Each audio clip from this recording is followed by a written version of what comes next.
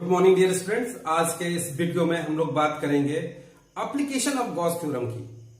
Application of Gauss theorem का मतलब होता है गॉस थ्योरम को यूज करके हम लोग किसी पॉइंट्स पर इलेक्ट्रिक फील्ड की वैल्यू किसी चार्ज कॉन्फ़िगरेशन के कारण कैसे निकाल सकते हैं।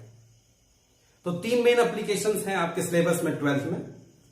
और पहला एप्लीकेशन है कि आपको कोई चार्ज रॉड दे दी जाएगी, यूनिफॉर्मली चार्ज इनफाइनाइट लेंथ की रॉड दे दी जाएगी। एक एक पॉइंट पर ध्यान दीजिए, जो रॉड दी जाएगी वो इनफाइनाइट लेंथ की होगी और वो यूनिफॉर्मली चार्ज्ड होगी और उसकी लीनियर चार्ज डेंसिटी भी बता दी जाएगी, लेमडा। लीनियर चार्ज डेंसिटी का मतलब होता है कि उस रॉड के यूनिट लेंथ में चार्ज कितना है।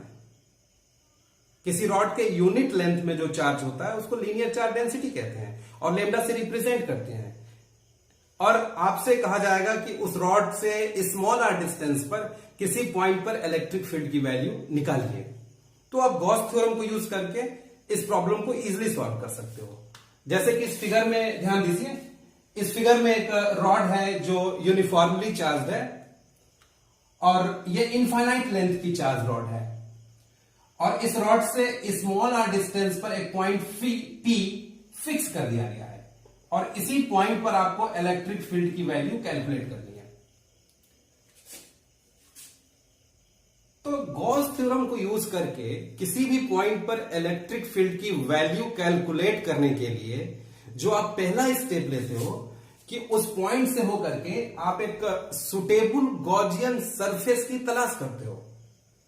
अगर आपने उस चार्ज कॉन्फ़िगरेशन के बिकॉज ऑफ इलेक्ट्रिक फील्ड निकालने के लिए सुटेबल गॉसियन सरफेस ड्रॉ कर लिया तो आप आधी लड़ाई जीत चुके हो। तो किसी पॉइंट से होकर के सुटेबल गॉसियन सरफेस ड्रॉ करने के लिए किन किन बातों का ख्याल रखते हैं, यह बहुत ही इंपॉर्टेंट है, उसे आप बहुत ध्यान से सुनिएगा। किसी पॉइंट से इलेक्ट्रिक फील्ड की वैल्यू कैलकुलेट करने के लिए आप जो सुटेबल गॉसियन सरफेस ड्रॉ करोगे उस पॉइंट से होकर के, वो सुटेबल गॉसियन सरफेस की पहली प्रॉपर्टी होनी चाहिए कि जो भी आप गॉसियन सरफेस ड्रॉ कर रहे हो उस गॉसियन सरफेस के अंदर पूरा का पूरा चार्ज आ जाए। जिस किसी चार्ज के कारण आप इलेक्ट्रिक फील्ड निकालना चाहते हो वो पूरा का पूरा चार्ज आपके द्वारा माने हुए क्लोज सरफेस के अंदर आ जाए। ये पहली शर्त सुटेबल गॉसियन सरफेस ड्रॉ करने के लिए। दूसरी कंडीशन, आपने जो भी सुटेबल गॉसियन सरफेस ड्रॉ किया है उस सरफेस पर सिचुएटेड सारे ही points electric field same process करें। तीसरी शर्त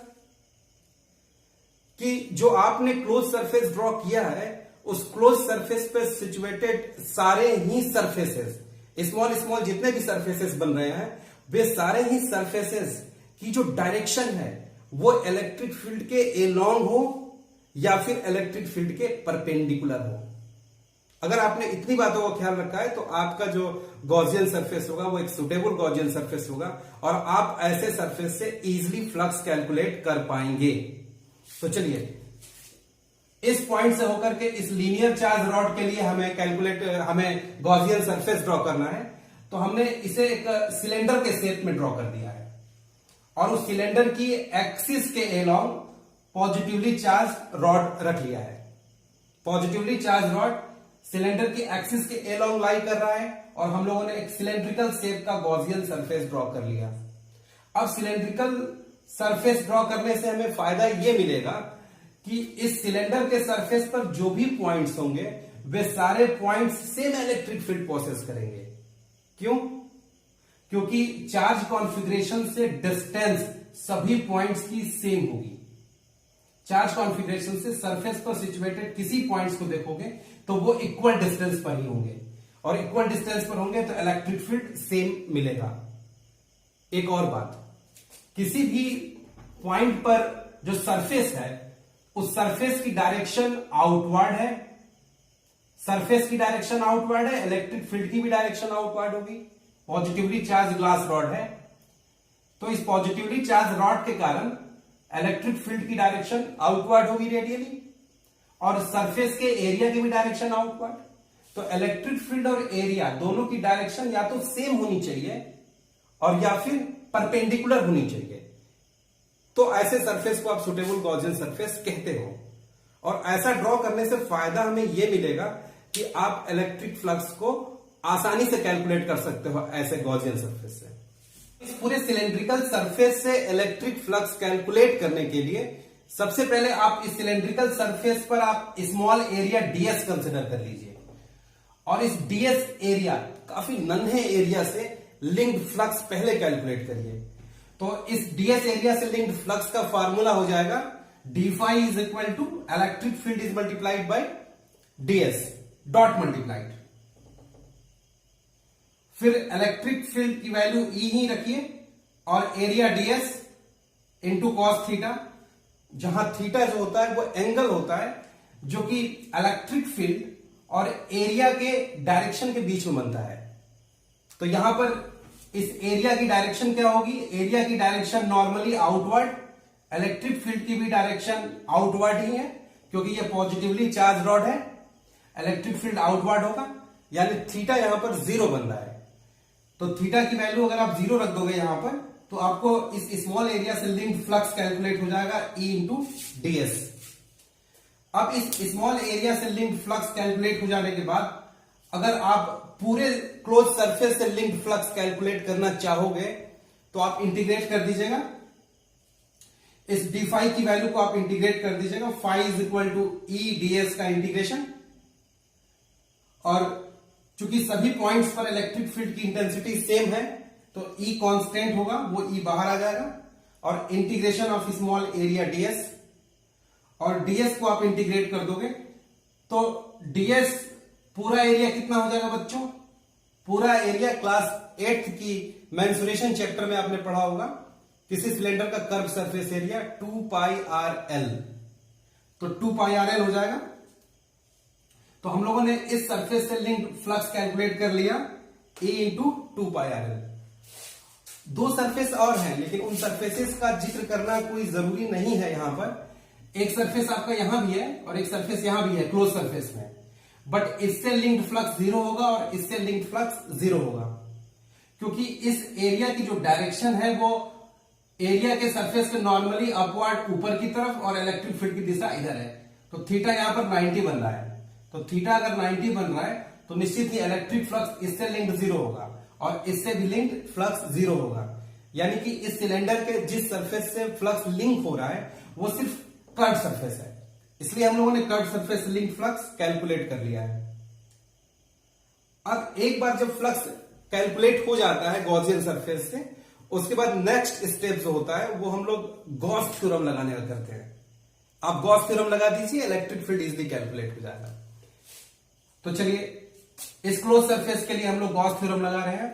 using Gauss theorem, flux is equal to charge by epsilon naught. तो फ्लक्स हमारा कैलकुलेट करके आया है E into 2 pi RL is equal to charge. अब सवाल ये उठता है कि इस गॉसियन सरफेस के अंदर चार्ज कितना है। तो इस गॉसियन सरफेस के अंदर चार्ज, रॉड की जो लेंथ फंसी हुई है वो L लेंथ की रॉड फंसी है, तो L लेंथ पर चार्ज कितना हो जाएगा? इसका आंसर है लेमडा L, क्योंकि यूनिट लेंथ के चार्ज को हम लोगों ने लेमडा माना हुआ था। तो L लेंथ के चार्ज को लेमडा L रख दीजिए बाय एप्सिलॉन नॉट। L से L को आप कैंसिल कर दीजिएगा, इलेक्ट्रिक फील्ड आपको मिल जाएगा lambda upon 2 pi epsilon not R, और इस इलेक्ट्रिक फील्ड की जो डायरेक्शन होगी वो रेडियली आउटवर्ड होगी क्योंकि ये पॉजिटिवली चार्ज ग्लास रॉड है।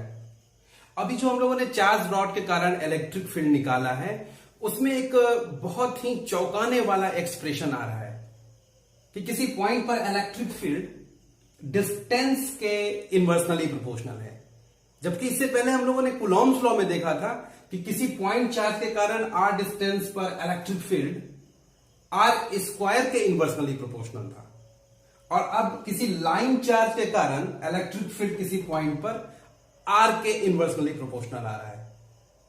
तो रिजल्ट्स में इतना डिफरेंस क्यों आ जा रहा है? ये डिपेंडेबिलिटी r पर किस तरह से चेंज हो रही है, उसके पीछे रीजन क्या है? आइए सबसे इंपॉर्टेंट बात पर डिस्कस करें आज के वीडियो में। किसी भी पॉइंट पर लाइन चार्ज के कारण जो इलेक्ट्रिक फील्ड प्रोड्यूस होता है, एक्चुअली वो लाइन चार्ज पर सिचुएटेड सारे चार्जेस इस पॉइंट पर इलेक्ट्रिक फील्ड कंट्रीब्यूट मोस्टली नहीं कर रहे हैं। ये पॉइंट जितना ही नजदीक है, ये पॉइंट आप जितना ही नजदीक कंसीडर करोगे लाइन चार्ज के, तो इस पॉइंट पर इलेक्ट्रिक फील्ड के लिए लाइन चार्ज पर जो चार्ज इस पॉइंट के काफी क्लोज हैं, वही चार्ज इस पॉइंट पर मोस्टली इलेक्ट्रिक फील्ड दे रहे हैं। मैं ये नहीं कह रहा हूं कि बाकी लोग इलेक्ट्रिक फील्ड इस पर नहीं दे रहे हैं। मोस्टली इलेक्ट्रिक फील्ड इस पॉइंट से जो नजदीक के चार्जेस हैं लाइन रॉड पर, उन चार्जेस के कारण इस पॉइंट पर इलेक्ट्रिक फील्ड है। तो खास बात यह है कि अगर आपने r डिस्टेंस पर किसी पॉइंट पर इलेक्ट्रिक फील्ड निकाल रहे हो, तो इस पॉइंट पर इलेक्ट्रिक फील्ड r डिस्टेंस में जो चार्जेस हैं, वही चार्जेस इस पॉइंट पर मोस्टली इलेक्ट्रिक फील्ड कंट्रीब्यूट करेंगे, बाकी नहीं करेंगे, बाकी कम करेंगे। अगर किसी पॉइंट को आपने लाइन चार्ज से r डिस्टेंस पे लिया है, तो उस पॉइंट पर इलेक्ट्रिक फील्ड प्रोड्यूस करने के लिए r डिस्टेंस में जो चार्जेस हैं, वही चार्जेस इस पॉइंट पर इलेक्ट्रिक फील्ड मोस्टली कंट्रीब्यूट करेंगे। तो अगर ये r डिस्टेंस में जो चार्जेस हैं उनको हम लोग पॉइंट चार्ज मान लें और इस पॉइंट पर इलेक्ट्रिक फील्ड निकालें, तो फॉर्मूला लगाइए जरा। Electric field is equal to KQ upon r square. इसको पॉइंट चार्ज मानते हुए r डिस्टेंस पे निकाल रहे हैं इलेक्ट्रिक फील्ड, तो E इज इक्वल टू आपका आ जाएगा K, और Q की जगह पर क्या हो जाएगा, r डिस्टेंस में कितना चार्ज होगा, r डिस्टेंस का चार्ज Q की जगह रखिए, तो r डिस्टेंस में चार्ज हो जाएगा बच्चों आपका लेमडा r, क्योंकि यूनिट लेंथ का चार्ज लेमडा होता है, और बाई r स्क्वायर। तो ये देखिए r से r कैंसिल हो गया, और अब जो इलेक्ट्रिक फील्ड आ रहा है वो r के इनवर्सली प्रोपोर्शनल आ रहा है ना कि r स्क्वायर के। तो ये एक बहुत ही इंपॉर्टेंट पॉइंट था, इसको आप भी सोचिएगा कि ये मैंने कैसे किया है। फिलहाल के लिए इतना ही, शुक्रिया।